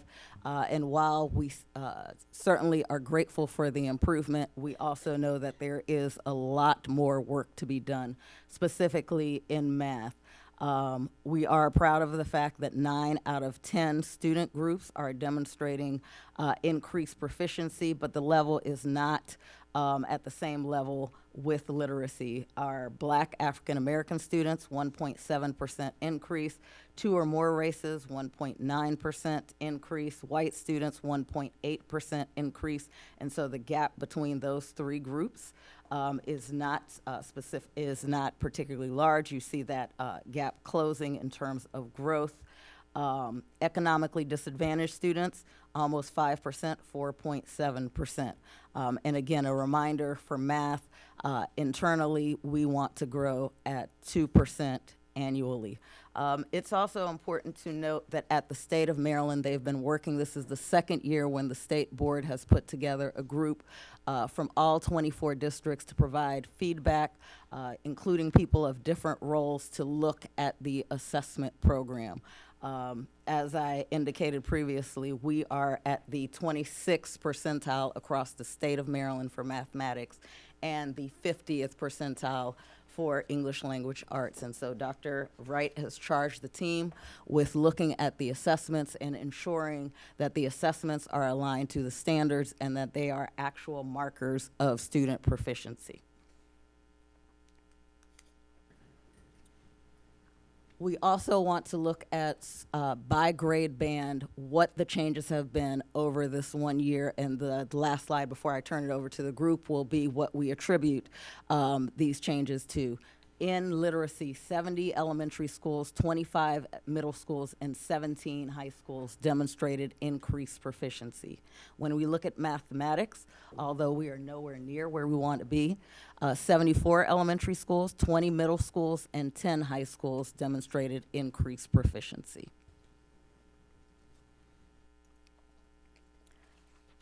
And so the team is going to talk to you in detail about the professional development plan. What's important to note is what is new to BCPS since 2023. We have been talking specifically about what it takes for systemic and systematic school system improvement. And we talk about 3 different prongs. The first one being access to high quality instructional materials. Since 2023, with the support of this board, we have been able to implement evidence-based curriculum that is aligned to Maryland standards, making sure that for the first time in elementary and secondary that we are teaching in earnest the science of reading, and we have a new curriculum that this was the first year that just passed in ELD. We are implementing with fidelity, and we have processes in place to make sure that our resources are closer to schools. 60 to 80% of central office time is spent directly in school, in classes, and we monitor that. Our next prong is the professional development, making sure that our staff members have access to professional development so that they can deliver their best work. And so our professional development has been focused not only on content, which we had some of that occurring before, but also pedagogy. What does it mean to be a good teacher? When we talk about high quality teaching, when we talk about high expectations, making sure that we all are speaking the same language and we're teaching all teachers, whether they are novice or they are veteran teachers, what that looks like in a classroom. We have had summer training for leaders. This summer was the second time where we had more than 5,000 leaders, teachers. I think the number is even higher than that. I'm underestimating. I'm getting the look. I think 6,000 or 7,000. They will give you the exact number. Training for leaders, staff, teachers, and paraprofessionals that came in over the summer, focused on both content and pedagogy, meaning that they were that much more prepared for students when they showed up yesterday. Mandatory new educator orientation, where we had over 450 teachers this summer and more than 600 teachers last summer, and new principals academy. And making sure that in our schools, all of our staff have access to job-embedded coaching, whether it's through staff development teachers or educator retention teachers that are new for this year. That is happening across our schools so that there's real-time support for our teachers in the classroom. And lastly, PLCs. Last year, we started phase 1 implementation, really our reboot on professional learning communities, and that's really about rapid cycles of improvement, where people are looking at how students are performing in the moment, where are those gaps, and making plans to go back into the classroom to provide that support that is needed just in time for our students, so that by the time they get to the summative assessment, particularly external summative assessments, you can see that students are receiving the support that they need in real time. And so this slide simply depicts some of the new initiatives that we have invested in as a school system that we believe are directly aligned to the results that we are seeing in our students. We have shared before that BCPS previously has experienced more than 10 years of academic decline. It's going to take more than 2 years to exceed the state standards, but the first step is to stop declining, which it appears for 2 years in a row we have stopped declining. Then we need to catch up to the state average. Those are our next steps. Then we want to exceed the state average. And so we're very proud of the work that's happening in our schools. Over the last 2 days, many of you have had the opportunity to join. We have been to 12 schools. We are very excited about what we're seeing in the classrooms. Teachers, students are engaging. They're stepping right into the curriculum. They're implementing the curriculum with fidelity on day 1 and day 2. And we believe it is that consistency and that investment in what is best for students that is going to make a difference in our outcomes for our students. So at this point, I'm going to turn it over to our team to talk about the professional development for the year. So thank you, Dr. Rogers, and thank you for those data points. And we have a slide a little bit later that's going to highlight some of those. You could hear Dr. Rogers' passion and excitement for professional learning. I'm here this evening with Dr. Elizabeth Berquist, our Executive Director for Employee Training and Development.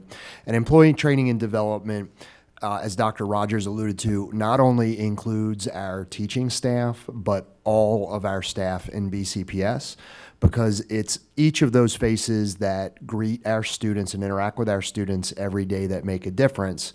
And if we're all rowing in the same direction, we're all moving in the same direction, we can all support our students. So this presentation, it really is going to go over 3 parts. First, what do we believe? Where have we been, and where are we going? And at that, I'm going to turn it over to Dr. Berquist. So we've got 15,000 employees in Baltimore County, so that's a significant amount of learner variability for our adults. And that might seem really daunting, but we do have an advantage that we've learned, and that's that most people really do want to learn. And when our adults aren't learning, or when they fail to learn, there's probably something that's getting in the way. And that's on us to figure out what those barriers are and build those programs that really meet the vast needs across the system. We're talking about 5 different unions plus staff that are unrepresented. So, sometimes the barrier is that a program doesn't exist for a group, so we build the program. Sometimes a barrier is that someone's been promoted because they're great at their job, but they haven't had any leadership opportunities. So we are very focused on figuring out what that barrier is and then trying to build around it. And something that we're very excited about is the Employee Development Center. So one barrier to adult professional learning is not having flexibility in a space or availability to meet. You don't want your space to drive your learning goals. You want the goal to drive the design. And the fact that we have this space for adult learning now has been absolutely outstanding for our programs to be able to grow and scale. That number up there says above 83,000, and that's how many people have crossed through the doors since July 1st of last summer until June 30th of this year. And we know that number is low, because our recording system was new last summer. We were just working it out. Now we have a great way to track, and I know that this year I think we're probably going to hit at least 100,000. So it's been a great investment. So thank you all for that.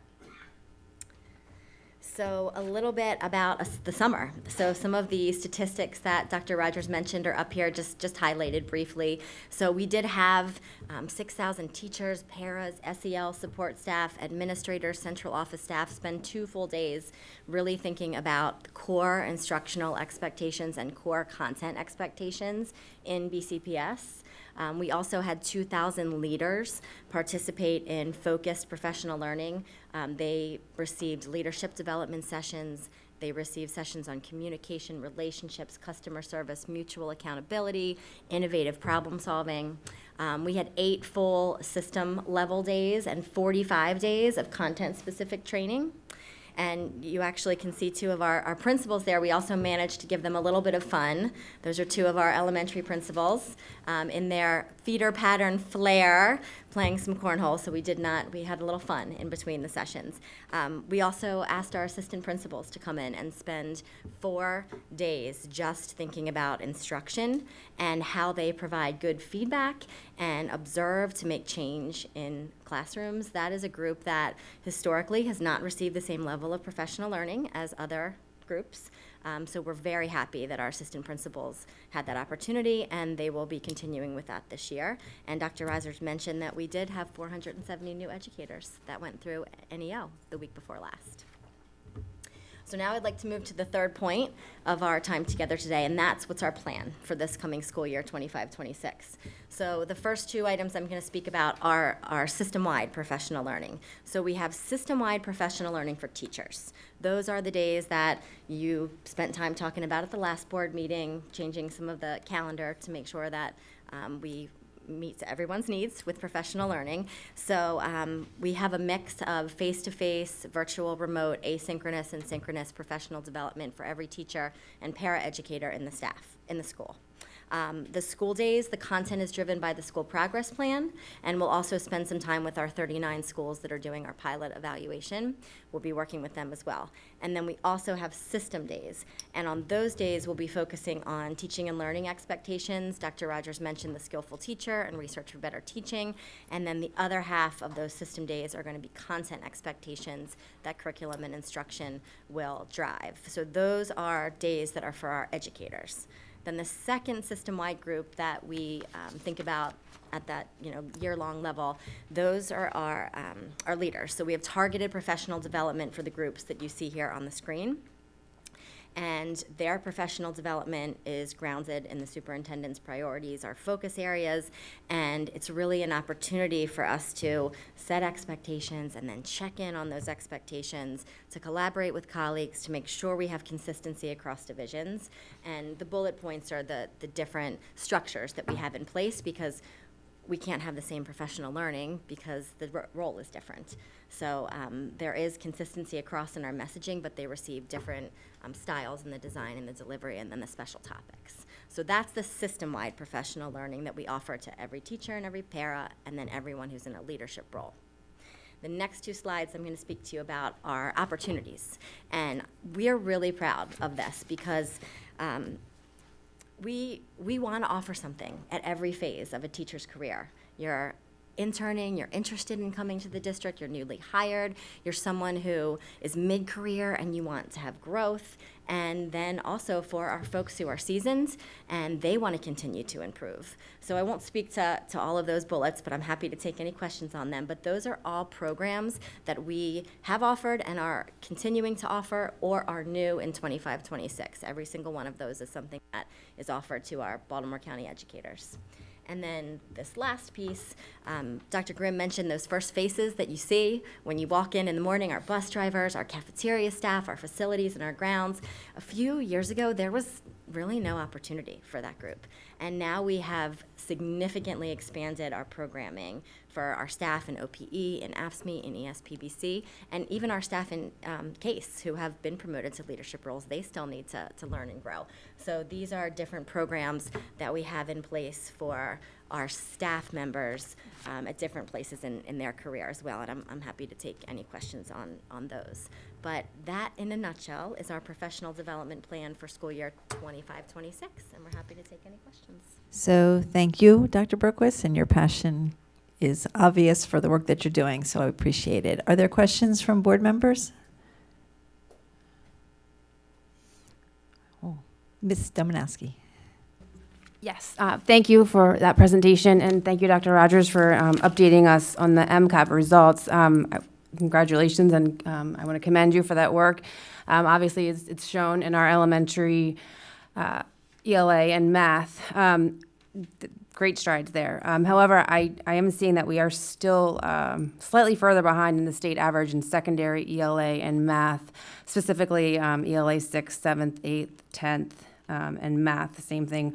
We're about between 9 and 12 points behind, or 6 and 9, 12 points behind in the state average. You mentioned that we are taking strong efforts, concerted efforts to make improvements in those areas.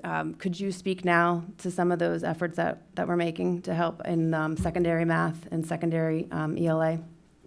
Sure. So secondary ELA, as you know, this last year that, first, thank you for the recognition, and the praise goes to everyone in all the buildings that has done this work, so I appreciate that. In secondary ELA last year, we just finished the entire pilot, and so we're adopting a new curriculum that's rooted in the science of reading. So the same way that we made that transition for elementary, where elementary we're a year ahead of secondary, our expectation is that we're going to start and see that level of growth. I don't have the state averages for each individual assessment in front of me, but I will certainly take your word for it. And I will point out that we have spoken at several times, particularly around middle school performance in both ELA and math, and those are some of the areas where we saw the greatest gains in ELA. 3%, 4.5%, and 4% respectively, where the state grew by, I believe it was 2 or a little more than 2.5%. So that is showing some promise. We believe that the implementation with Fidelity, working with the vendor in the same, very much in the same way that we worked with the vendor in elementary, where there are visits to every single secondary school at each semester, where we're working directly in classrooms, bringing leaders and members of central office, although a much smaller central office, are going into the schools to provide that coaching support with the staff development teachers, will yield some gains for our students in secondary literacy. In mathematics in particular, we adopted a new curriculum right before and during COVID. And so 2 years ago, we received feedback from our teachers about things that were learned that perhaps we needed to unlearn. And so the math department, Ms. Mashenda, has been here with team to share the professional development offerings that they've had, as well as the amount of, what they're seeing on the assessments and trends. They're down to isolating the standards in particular, but the state of Maryland is looking at mathematics for the state over all, and they're making some recommendations, some changes to the pathway, because mathematics is an area of concern across the state of Maryland. It is in the 20th percentile. While we are lower than the state average, it's still a low number. And so we're going to continue with professional development. We're going to continue on that state committee where we're a part of it for the assessments. But we will be going into the classroom to see what is happening. We will be taking a deeper dive with our teachers to get some more feedback on the curriculum. We know the curriculum that they have for mathematics is evidence-based. It's aligned to state standards, but so is the curriculum that many of the other districts are using. But there is a gap that exists in math that was exacerbated during COVID that we need to get underneath. And so that is what we're going to be focusing on in those math classes. Just one quick follow-up. Do you think that we have it not nailed down, but at least targeted as to what those math concepts are that we need to unlearn? Yes. We use Performance Matters, and in Performance Matters, all of the student data is uploaded, and what the unique part of that is that the standards are either show up red, yellow, or green, and that's down to the classroom level. And so why it's important that our teachers come together for PLCs is you can have all the 7th grade math teachers, you can have all the algebra math teachers on a team talking about where are the standards that our students are having problems, but we also come together as an instructional leadership team at the central office level, and we're looking for trends across zones, across grade bands, but also across the system for us to address those immediately. Thank you. You're welcome. Ms. Hen? Thank you. Dr. Burkhurst and Dr. Grimm, thank you for the presentation, first of all. I really appreciate it. With the rollout of the new ERP system, we know that there's a need for employee skill development to be able to use that. Could you speak to the technical training that you and your team have provided to staff, and in particular to paras and adult assistants? I know that they may be struggling a little bit with the system, and do you have any plans to expand the technical training that your group offers to them? So we have offered, since the implementation started, we've offered a series of video trainings through YouTube because our adults don't have access to devices on their own. They have devices in schools. And we found that when we did the UKG rollout that they appreciated that and they liked that. So we used feedback from that rollout to design some of those trainings. So that's one piece that anyone can access at any time. We also have offered a series of face-to-face trainings where our trainers will do just the basics. They will follow that up with drop-in sessions. And I will speak to something that just happened today.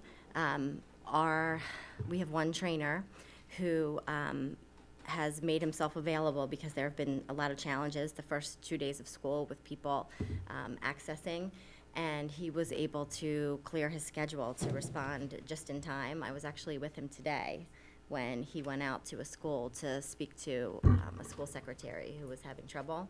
Our team is small, so he's not going to be able to do that for 176 schools. But one thing that we try to do is have a lot of different options because one style of training is not going to meet the needs of everyone. So that's where we are right now. Thank you. And that was my follow-up question. So as we discover their need, find out about needs, do we have the resources to support that just-in-time type training that, as we find out those needs, do we have within the model that you presented, the ongoing continuous improvement of responding to staff needs as we find those? It's a very large system, and I appreciate what you said about having a small team. It can be challenging, I'm sure, to be able to respond to those types of needs. Is that something you could speak to? Yes, certainly. So I think first and foremost, we just made an enhancement in Oracle to support our school administrators who are working with these folks with their time through a delegation process. So it was feedback as the system was activated over the last couple months. The school-based administrators were seeing a change in their workload and how things how they could submit their approvals and look at time, for example. And those of us that were principals back when all of our paras used UKG, we knew how that system works. So Oracle works in a similar fashion, but we were able to take the feedback from the principals and pretty quickly implement a technical solution that required some additional training from employee training and development. I think the importance of the just-in-time support, as Dr. Berquist said, is it comes in many fashions. It comes in many areas. So there is the technical support from an IT perspective. Our wait time, our average wait time has been less than 5 minutes on the IT help desk to open schools since our teachers have been back. We've been extremely proud of that wait time because we've made modifications to how we provide more and additional support with fewer staff. So that, in addition to digesting what the needs are at the schoolhouse and tailoring training for it, in addition to our paras and AAAs, for example, our cafeteria staff is back. That looks differently. How we are doing time and attendance for our bus drivers and bus attendants is also different. So as we're learning, we're making those adjustments for sure. We've had a lot of staff come back in the last 2 weeks and a lot of different groups where we've been able to target support. Thank you, and that's great to hear about those response times. That's terrific. Congratulations on those. And, Thank you. And I appreciate that. My last comment on this is, are we including as many of those groups as possible up front when we hold focus groups, user acceptance testing? I know we're beyond that with the initial rollout or the initial phase one of the rollout of the ERP, but an ounce of prevention is worth a pound of cure sometimes, and with limited resources, it can be very helpful to include those voices up front rather than trying to keep up with the support requests after rollout.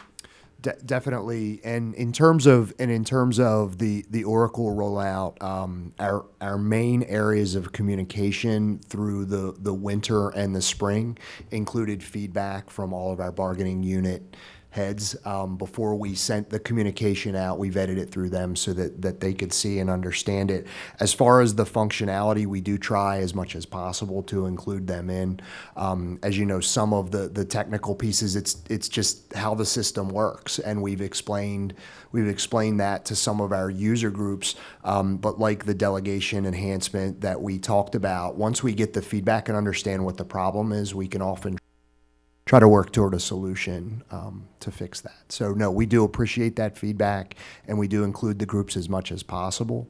And just as an example, our bus drivers and attendants, for example, because of their workflow, their time and attendance looks a little different than some of our other staff. So we've been able to work not only with transportation, but with IT, with payroll, to make sure that all of our bases are covered. We're in compliance, but also the employees' needs are met and our supervisory needs are met. Thank you. And I think that collaboration has been a theme we've heard tonight from some of our stakeholders. So I think that pays off in the end. So I appreciate that effort to be inclusive in that process. Thank you, Dr. Grimm. Thank you. Mr. McMillian? Dr. Grimm, can you elaborate on hourly employees using the app to document their time? Do you have a specific question, Mr. McMillian? I got a report, somebody was alarmed, and that said to me that, hourly employees can go on this app and do their, document their time piece. And then I inquired about it, and they said, yes, that's something that we're encouraging people to do, to try to, they're responsible for their own time. And So we have a variety of different hourly employees that are on different systems. So for example, our AFSCME staff are hourly employees. They are part of the UKG system. So they use their time cards, they punch in and out. We have other hourly employees, like our ESPBC employees, who use the Oracle time and attendance to log in and out each day. Those are staff that have devices, computers assigned to them and can log in and out typically that way. I will tell you from a supervisory standpoint, we have provided technical assistance and instructions on how to use the Oracle app. I will tell you I use it almost daily to approve the time and attendance for our salaried employees, and you could use it for our hourly employees.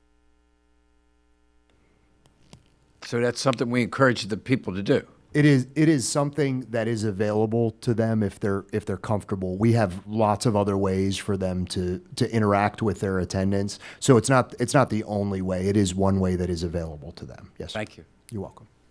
Ms. Harvey? Thank you, Madam Chair, and thank you.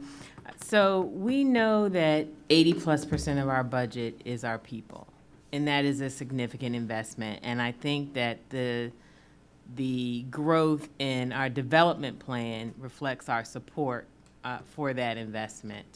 I wanted to know on the opportunities for staffs slide, I see ASME, ESPBC, OPE, our adult assistants, and para educators in the advancement or growth part of the continuum. And I'm not sure if I see them as we move down the continuum. So are there currently programs in place for their continuous improvement in that part of the continuum? Is it in planning or development? Can you please speak to that, please? That's a great question. So the reason that I called out AFSCME, ESPBC, and OPE and Aspire BCPS is because we have an aspiring leaders for people who want to be assistant principals, department chairs, staff development teachers, and then we also have the Aspire program for those unions. So that's why I separated it on this page, because on the previous, it would be the teachers. But those groups are represented throughout. For example, the Office Professionals Induction Program and the Paraeducator Induction Program. So if folks in AFSCME, folks in ESPBC get promoted, we have an induction program for them, because the feedback that we received was that they were promoted and then there was no support. The professional learning communities, the compliance applications and technical trainings, the Standards of Excellence series, those are all for folks who are in AFSCME, ESPBC, and OPE as well. So Thank you. that was a little misleading. I'm glad you asked that. Thank you. Ms. Harvey, I would also just add, one thing we noticed is that we have a number of employees who in the past had been promoted because they were excellent at their job. They were outstanding employees. They excelled. They became promoted. No one was there to help develop their skills that were commensurate with that new level of job. And then once they were in that job position, we didn't have programs to help them get to the next level and continue to grow. So those have been our areas of focus as far as some of those groups. So thank you for that question. And we speak to professional learning communities in schools all the time, but we also have those learning communities in our offices. And that's, I think, very unique in BCPS that we do that. Thank you. Any last questions? Okay, thank you very much. And also, I don't really thank you, Ms. Dominowski, for acknowledging the scores that Dr. Rogers presented. So I think, thank you very much. And it is exciting. And I think we could actually give a little clap to some good news. So thank you for that. The next item on the agenda is information, including the revised superintendent rules 1270 and 5210. The next item is board committee updates. So we'll begin with committee updates, and audit committee is Ms. Harvey. Thank you. The audit committee, after a summer hiatus, will be meeting on Tuesday, September 16th at 4:30 p.m. virtually. I encourage everyone to attend if you can, and if not, to later listen to the audio tape or watch the video. Thank you. Thank you, Ms. Harvey. Buildings and contracts, Mr. Young. Thank you. The next Building and Contracts Committee meeting is Monday, September 8th at 5 p.m. Thank you. Curriculum committee is Ms. Stelusky. Thank you. It was publicly announced. The curriculum meeting for tomorrow, August 27th, was rescheduled, and our next meeting will be on September 25th, and we look forward to seeing you. Thank you. Thank you. I believe Ms. Frimpong is not on for equity committee. I'm not sure if anybody has an update. Ms. Stelusky, did you have an update for that one? Ms. Lichter? Yes. Oh, Mr. Young? The next equity committee meeting, or the first equity committee meeting of the season, will be Thursday, September 18th at 4 p.m. Okay, thank you, Mr. Young. And policy review committee, Ms. Pumphrey. The first meeting of the school year will be September 15th at 4:30 p.m. Okay, thanks. Next are any agenda items being requested by board members. Just as a reminder, following our board meetings, sometimes a couple days later, I think this week it's Thursday or Friday, Ms. Harvey and Dr. Rogers and I do sit down to plan the upcoming agenda for the next meeting. So just to give board members kind of a timeline, we do that several days following the current meeting. So if you have agenda items that you don't tell me tonight, you can send it to us in the next few days because we meet on Friday. So if you have an agenda item that you want to say right now, please raise your hand. If not, you can send it to, yes, Mr. Manowski. I don't know if needs to be an agenda item or just if we could get, since it was just an information item tonight, the update, the revised superintendent's rule 5210. I just wanted to know if we could get an update on how that is, if it will have any effect on grading for our students. Thank you. Anyone else? Okay. The last item on the agenda is announcements. The board's next meeting will be held on Tuesday, September 9th, 2025 at 6:30. Thank you, everyone, for joining us tonight, and the meeting is now adjourned.